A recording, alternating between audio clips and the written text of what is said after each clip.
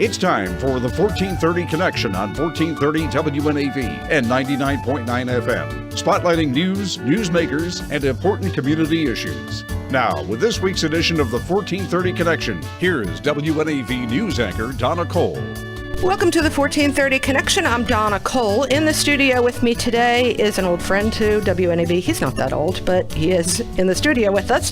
Jeff Holland is the West and Rhode Riverkeeper. Welcome, Jeff, and thank you for joining us. Thank you, Donna. Also joining us is our intern at WNAV, Joe Trahey. He's a senior at Mount St. Joseph in Baltimore, and he's interested in journalism and maybe electrical engineering. Jeff, how's everything on the West and Rhode rivers? Couldn't be better. There's all kinds of hopeful signs that we're making the rivers fishable and swimmable and kayakable and all kinds of wonderful things. You're really cool in the world of river keepers because you actually get two rivers. That's true. Not everybody gets two rivers.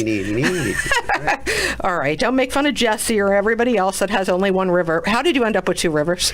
Well, the two rivers are actually tidal estuaries, and they're kind of conjoined, sort of Siamese rivers. The Rhode River empties into the mouth of the West River, and they both, at that point, emerge with the Chesapeake Bay. It is really cool. The confluence, for those that don't know, is at Cheston Point, which, interestingly, the Cheston family still lives on that peninsula, and that's around the Harwood, Galesville area. Just south of Edgewater? Right. And these rivers, I don't know if it's my imagination, but I don't see as much change to these rivers historically over the past 40 years as we've had with some of the northern or more southern rivers. I'm talking as far as development, and is that true? We are blessed with the fact that people want to keep the southern Anne Arundel County rural, and there's a real push for that, and we're fighting hard against developers to keep it that way. And so the development has been along the southern edge of the Mayo Peninsula, which is the northern edge of the Rhode River. Mm-hmm. And we are totally blessed with the presence of the Smithsonian Environmental Research Center. Which takes a big chunk of land, speaking of down near Cheston Point. Correct. And then also Camp Letts, who are really good partners. The YMCA Camp Letts owns a large peninsula in the middle of the Rhode River. And then we have farmers like the Cheston family and the Colhoun family who have, as you say, occupied their property since the mid-1600s and have kept their property rural.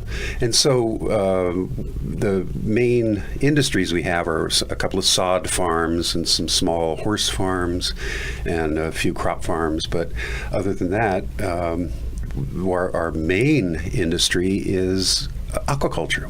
We have probably more working watermen working on the West Rivers and the Rhode Rivers than anywhere on Maryland's eastern shore. And you come to this with some interesting history, the position of waterkeeper.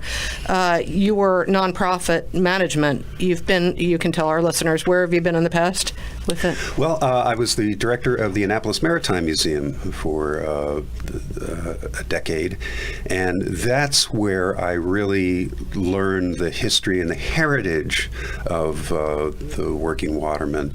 That, of course, occupies the old McNasby Oyster Company building in Eastport. And so I was able to investigate and study the history and heritage of working on the water and harvesting oysters and processing them in places like McNasby's. And so while we were there, the group of wonderful staff that I worked with at the museum put together a environmental education program that we called Muddy Feet. Mm-hmm. And that stood for Maritime, Undaunted, Damp and Dirty, Yucky Fun Environmental Education and Training. Love it.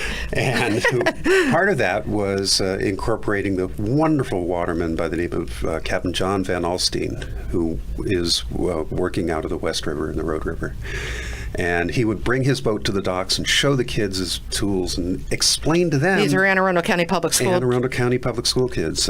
Explain to them why it wasn't in his best interest to go out and catch every oyster in the bay that day. The watermen are really probably our best ecologists. They're seeing numbers diminish, whether it's oysters, rockfish, whatever have you, whatever they're fishing. In John Van Alstine's case, he's working to bring the oyster population back to life by leasing river bottom and planting oysters there. That's great. With that experience, and that program, I think, just had its 35,000th kid through the door, which is really gratifying. Moved on to to work with the Captain Avery Museum for about a year in Shadyside, another waterman's museum. And then this opportunity opened up when my predecessor moved on. I see this opportunity as a continuum of the work that I had started at the Maritime Museum, Right.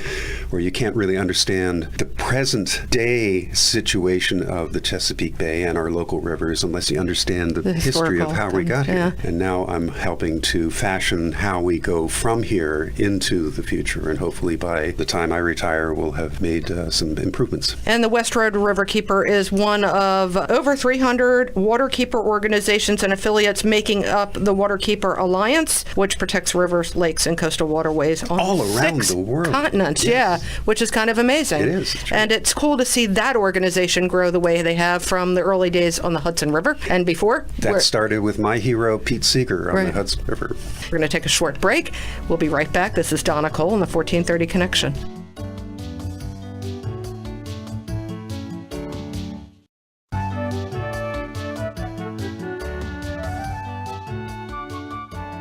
Welcome back to the 1430 Connection. I'm Donna Cole. In the studio with me today is Jeff Holland, the West and Rhode Riverkeeper.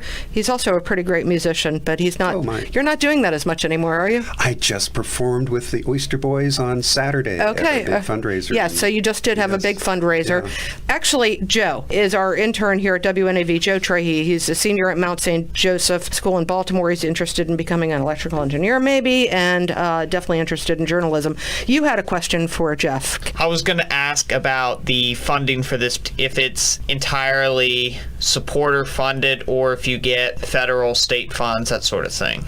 We do not get any funds for our operating, day-to-day operating expenses from any government agency, federal, state, or local. We have foundation funding from the Keith Campbell Foundation for the Environment has been very supportive of our program and many other waterkeeper programs as well.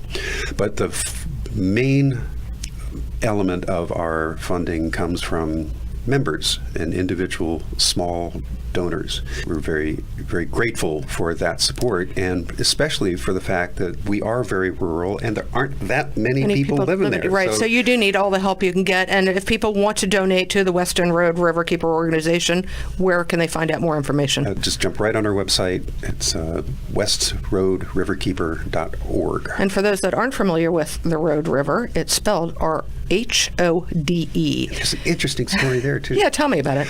Well, if you notice, most of the rivers on the Chesapeake Bay are named after the Indian people who lived there when John Smith happened to sail by 400 years ago. And just north of us, we have the Patapsco River, and just south of us, we have the Patuxent River, and just west of us, we have the Patuxent and the Potomac. And these are all people who lived in those places in 1600. Right. But you notice that the West and the Rhode and the Severn and the South rivers are all English names. Why is that? Well, it turns out that there wasn't anybody living here when John Smith sailed by. This was a no man's land between the Susquehannock River Indians to the north and the Potomacs to the west, and they were battling one another. And So there were no tribes living here, but there were people, oyster middens and there's relics that and was there's before Okay. 1600. Ah. So there were people living here thousands and thousands of years ago by the evidence of the oyster shells that they left behind after their huge feasts. But at the time that John Smith was here writing names on maps, writing names of rivers on the map, there was nobody here. Ah. And now my theory is that the Rhode River, R-H-O-D-E, was named after the fact that it's a wonderful anchorage. And the road is the anchor line, the rope that ties the anchor to the ship. Mm-hmm. And so it's a wonderfully protected area, and all of those ships that were bringing tobacco from the plantations here on the Chesapeake Bay and sailing down the bay and over to England needed a place to hole up in stormy weather, and that's a perfect Even spot. to this day, it's a great place for rafting up, and people do it all summer long. What's the island true. right off of Camp Letts? Flat Island, and that's another issue we can talk about. Flat Island is a little tiny island in the middle of the Rhode River, and it's actually owned by the Smithsonian Environmental Research Center. But it is a wonderful place to hang out by boat or by kayak or by any small boat.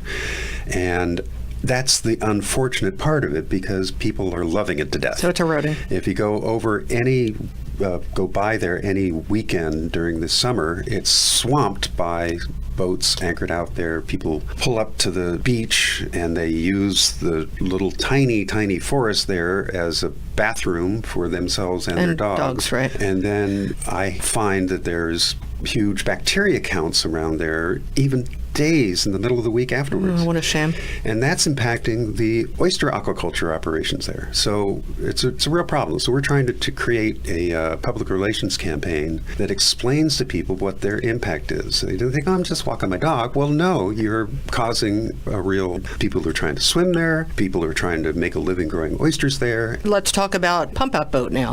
Well, we do provide a service for the boats that are big enough to have a toilet on board, a head, and that head has a holding tank to hold the sewage until it can be disposed of properly. Most marinas have a pump out, but most of those pump outs are difficult to get to, take a long time. We have a boat with a 300-gallon tank on board that'll come right up to your boat, whether you're out at anchor or whether you're in your slip at a dock, and we'll pump it out for you. It takes about 15 minutes, and it costs $5. So which is amazing. Yeah. And it's a lot of boat owners have always been sort of not real in love with the idea of using their own heads on the boat because they have to deal with taking care of it themselves. Right. So there's a beauty in this. And this is getting ready to start back up for the season. Today. Okay. Exactly right. We have a number you can call if you look on our website. It's a new number. If you've used our service before, we have a brand new number and a brand new operator. We typically service 500 or 600 boats every year and safely dispose of 15,000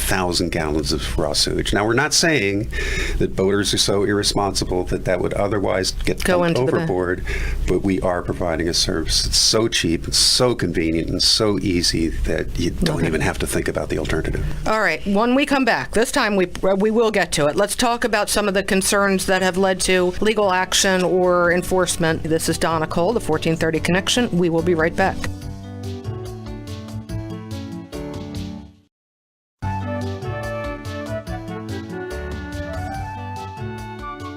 Welcome back to the 1430 Connection. I'm in the studio with Jeff Holland. He's our West and Rhode Riverkeeper, just south of Annapolis. We have two beautiful bodies of water, the West River and the Rhode River, and they truly are beautiful. They're still rural. They've maintained their character for as long as I can remember, and I grew up on both of these rivers. My mother's family had a summer house in Shadyside, and I was looking at the photos this morning. Not much has changed. The boats definitely have changed. So what enforcement actions have you been required to take in recent history? What problems have you seen? Well, actually, right now, our chairman, who is John Weiss, who's an attorney, has been working with two other groups. There's a group called Sacred, which is a group that has been battling development in the southern Anne Arundel County for decades.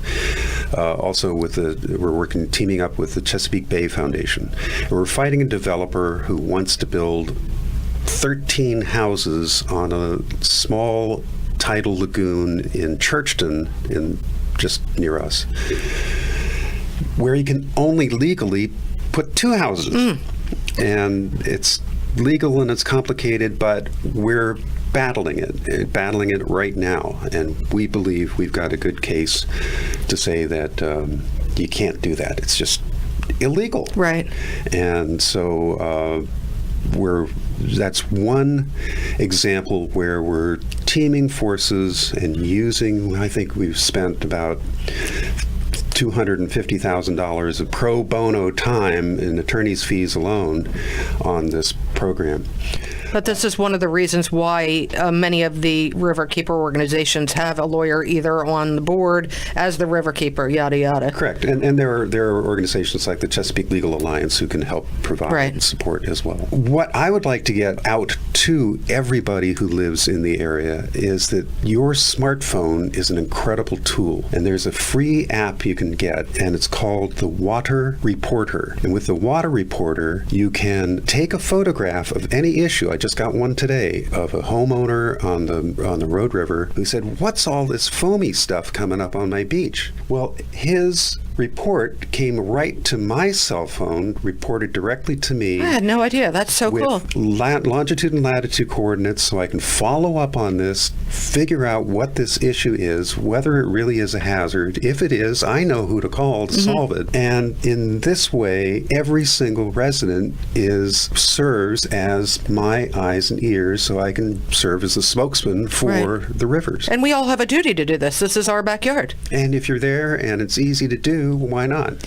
What an amazing app. And go on the App Store, whichever kind of phone you have, and look up what again? Water Reporter. That's amazing. Yeah. All right. What events do you have coming up? I believe there's something involving bikes. Ride for the rivers, and we go around the watershed. Not on. Not on the watershed, no. But we have a 100-kilometer, we call it metric century. It's 60 miles. Right. But in bicycle terminology, 100 kilometers is cooler, and it sounds longer. K. That's even cooler. 100K. Right. And also a 40-mile version. So there's a 60-mile and a 40-mile version. And then we also have a 10-mile family fun run around the Shadyside Peninsula. 10-mile family fun run? Yeah. Okay. And then after that, there's... Donna, even you and I could do that one. 10 miles. Yeah. 10 miles is long. But there's food involved and beer involved. Yes. Let's talk about that. Yes, indeed. So we have the Muddy Bottom Barbecue afterwards to celebrate. And this all takes place on Saturday, May 13th at Discovery Village. Which is really cool. Which is where our office is located. And that is in Shadyside, right near the Shadyside Elementary School. You had your large fundraiser just recently. We did. The Pirates Cove folks, who are just wonderful, Anthony Clark and Michael Galway, hosted a program that we called Pigs and Pearls.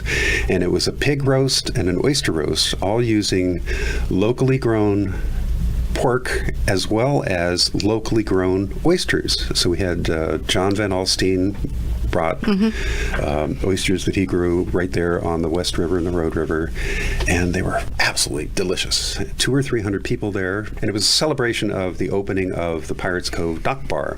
Right. And you made some money for the organization. Good funds as which well. Again is pretty critical for all this that you do. You have 2 boats out on the river, Correct. keeping an eye on what's happening. You were in the process of stopping somebody from building too many houses where they should not be building too many houses, and you do a ton of other stuff. Again, for the website? West Rhode, with an H, R-H-O-D-E, westrhoderiverkeeper.org. You did, or is it still being worked on, the Camp Letts project, Living Shoreline at Camp Letts? That is completed, and that is working beautifully, and I believe that is one of the events of the projects that we've been doing over the past 10 years that has contributed to the water clarity, that has contributed to the fact that there is now 7 football fields of submerged aquatic vegetation growing, right, where there hasn't been for decades. That's amazing, isn't it? Yeah. And were you part of planting bay grasses in that area? We weren't planting bay grasses. It just happened. It all depends on the clarity of the water, and that depends on keeping the shorelines from eroding.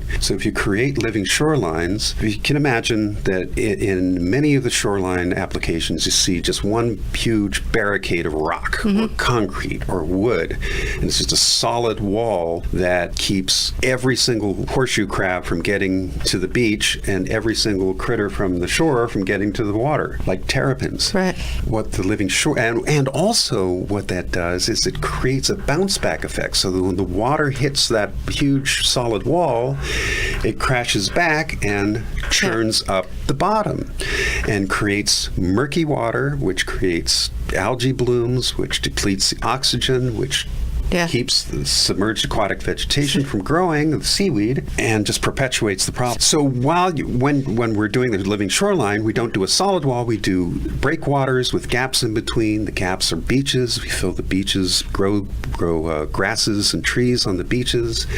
When we did the Camp Letts project, the day after the contractors left, we saw horseshoe crabs coming up to plant their eggs. How cool is that? Good stuff happening, and this is because of you all and the work you're doing. Well, we're part of a large team, group of people who are doing good stuff. Well, Jeff, thank you for doing what you do. Thank you, Donna. This is Donna Cole. This is the 1430 Connection. We will see you next week.